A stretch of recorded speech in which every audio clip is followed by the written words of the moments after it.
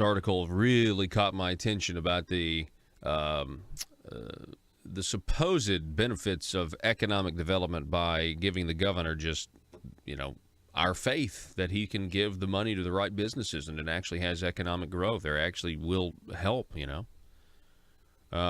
Here's Dana D. Kelly talking about the Job Creation Index. Look at this article.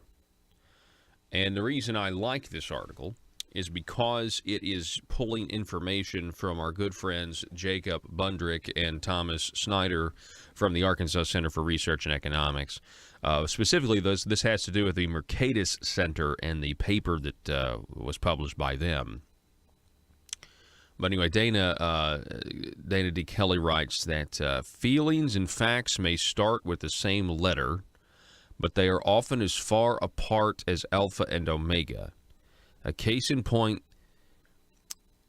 is the rather sobering findings from a recent statistical study of Arkansas's Quick Action Closing Fund. Now, this is a fund, ladies and gentlemen, that is a slush fund, in my opinion, and the governor gets to use it. And he gets to use this as a way to sweeten the deals that he's already making with our money, picking winners and losers. Come to Arkansas and I'll give you some of my Quick Action Closing Fund.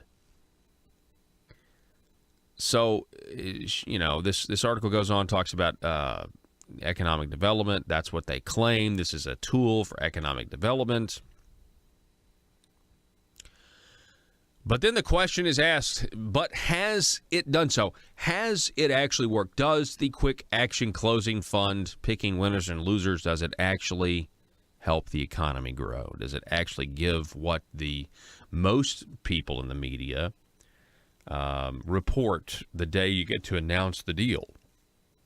The day you announce the deal, Asa stands there and he gets all of this credit, and maybe the average person says, oh, wow, yes, he's doing his job. But what if the policy, what if it doesn't work? What if it's all a lie? Let me say it again. What if it's all one big lie? And that lie is being used to promote the political career of the person in office. And what if they're using taxpayer money to do it? Essentially to prop their political career up, to make people think that they're growing the economy when in reality, they're just burning through your cash. What if that's the reality? What if the reality is it's all a big lie? It's all a big scam? That's the question I want to ask you guys right now. Is it? Well, listen to this piece. Listen to this. The story goes on. The justifying question was the very subject of the Mercatus Center project paper published by Jacob Bundrick and Thomas Snyder. Do business subsidies lead to increased economic activity? The first order of analysis of the study was where Quick Action Closing Fund money went. From inception in 2007 to the end of the calendar year in 2015, some $102 million was dispersed to companies in 24 of Arkansas's 75 counties. 5 of those counties, Pulaski, Faulkner, Washington, Craighead, and Sebastian, received 3/4 of the fund's total distributions. And this is from the paper. Given that not all of Arkansas's counties have had companies within their borders receive Quick Action Closing Fund subsidies, it is natural to ask whether differences exist between the counties where subsidized projects have taken place and the counties where they have not taken place. The study analyzed the 2 sets of counties using various measures, means, and averages in median household income, unemployment rate, private employment, and establishment growth, and more. Certain correlations were unsurprising. Most of the funds went to wealthier and more populous areas, which is where most larger companies and employers are located.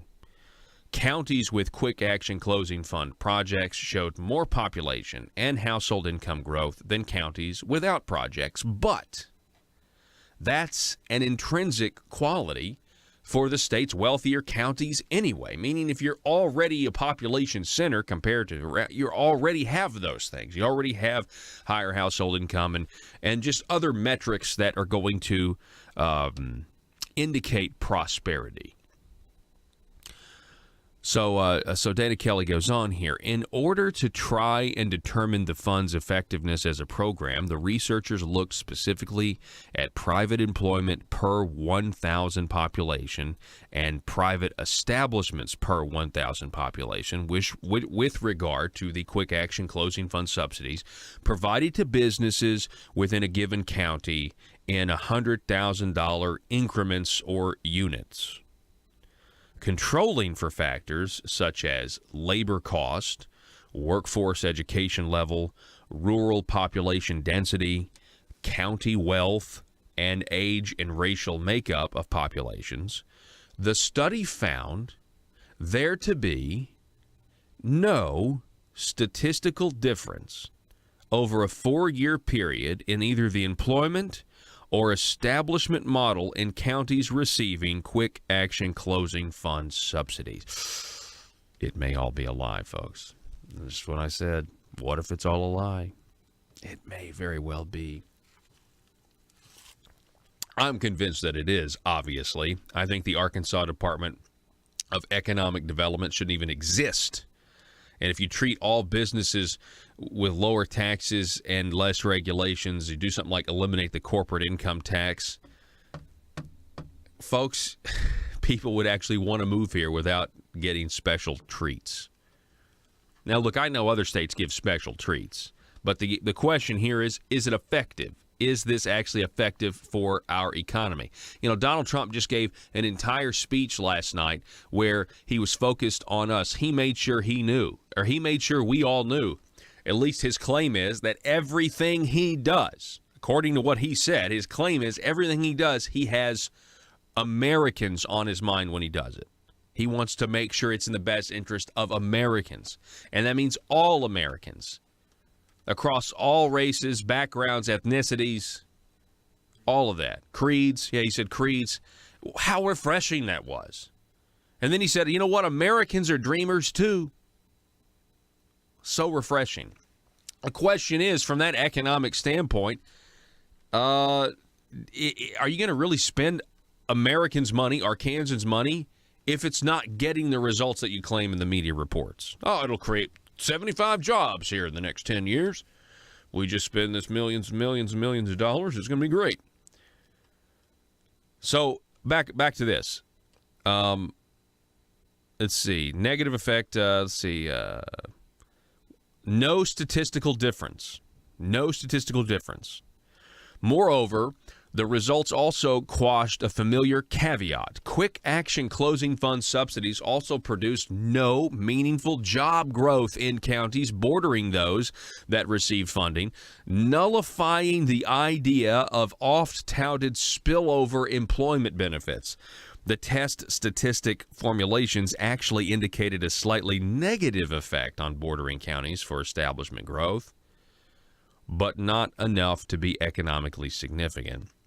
For a program devised specifically to foster job creation, it's more than a little distressing that the research could link no county-level job growth whatsoever to its activities across a 4-year span involving tens of millions of dollars in grant giveaways. Maybe this is the corporate greed the left talks about. They take those tax subsidies and they keep them. Maybe that's how people treat money that they don't earn themselves. Right? But if you maybe I don't know. If you're just giving it away, I don't know, just a thought. Just a thought. Oh, but it's people on the right who are actually advocating giving the corporate welfare away. That's weird. Isn't that weird how the lines get blurry a little bit? Like many other states, Arkansas has legislated incentive programs at a faster rate than it has created empirical analysis and accountability. Meaning we've pursued these, quote, these economic development ideas, and the state themselves, they never analyze whether or not what they're doing is working. You have to have an outside group like the center, like the Mercatus Center or the Center for Research and Economics, like that. Those were, but the government's not going to. You really think? Honestly, I don't think we should expect. I wouldn't trust what the government said. If the government was doing this and came back and said, "Oh, everything's growing," I wouldn't trust their numbers. Do you expect the government to spend tens of millions of dollars giving away to private companies, taking all the credit for press conferences and stuff like that, and all the? Do you ever expect them to come back and say, "You know what? This is not working. We failed. We actually just wasted your money. There's no economic growth. The only thing that we did do is we gave away your money to, companies, private companies. It was good for them." I wonder what the campaign ratio is. I wonder if you give X amount of dollars in taxpayer subsidies and you're the politician responsible for it, then how much of that money actually winds up back in your campaign account from the business that you gave the money to? I mean, it's our money, but I wonder if that ever happens. No, I bet it never happens. I'm sorry, I was assuming man's fallibility. I shouldn't do that. For a program, let's see, like many other states, Arkansas accountability measures. What study literature exists in other states has shown a murky connection at best between incentives of all sorts. The studied conclusions on enterprise zones, tax increment financing, property tax incentives, and other forms have consistently included phrases such as no noticeable impact, no evidence of positive effects, negative relationships with employment, and not effective at stimulating improvements. I thought that's what this money was supposed to do. Folks, maybe it's all one giant lie. And the next time you're at one of those press conferences, or the next time you read in the paper that ASA has announced that another Chinese company is coming here and it's going to do all these amazing things, consider for a moment that it's all one giant lie and a scam. Not to mention, if they're Chinese companies, that's also the same country that's destroying churches as fast as they can. Matter of fact, you can go to Conduit for Action. We covered that story. There's also a YouTube video floating around this week about it. It really is something we need to talk about, whether or not we want to do business with people who believe that the state, essentially believe there is no God, and that the state itself is the highest level of authority, versus America, which was founded saying, no, we're not the highest authority, that our rights come from God, a creator who is sovereign over this world. Totally different things. Let's see here. Oh, but Dana Kelly does say this. It does not disparage the original good intentions of incentive programs like Quick Action Closing Fund to wonder aloud after a decade's time if there's not a better way to incite job creation in Arkansas. Perhaps the first step would be to bring a more rigid structure to front-end analysis with some sort of job creation index. It could statistically account for the fact not all jobs created are equal, even if the wage is. Yeah, I mean, I'm sure there are different ideas about this, but the only thing this ignores is what I'm bringing up. What I'm bringing up is they're taking your taxpayer money and getting political capital from it. Before any job gets, quote, created. And by the way, the whole problem is if a new factory goes in St. Francis County, how many of the jobs that are going to fill that are from people who are sitting on their couch right now just watching television? And the answer is very little. Very few people are actually, so there's actually no jobs created. Those jobs are going to come from people who are already working. Those, quote, jobs people are already in the workforce. And so you're just switching employers. You're just, shuffling around employees. That is the issue.